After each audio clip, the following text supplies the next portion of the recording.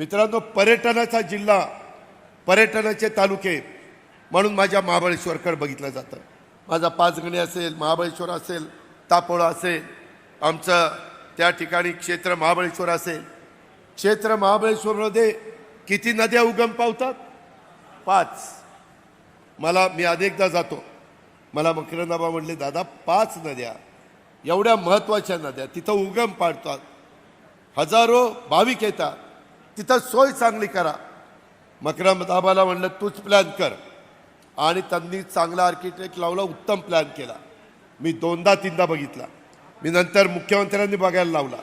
आता 197 कोटीचा आराखडा क्षेत्र महाबळेश्वरचा तयार करा, केलाय. झाल्यावर बघा, एकदम पर्यटक वाढतील, भाविक वाढतील, एकदम चित्र बदलून जाईल. महाराष्ट्रवादी रे.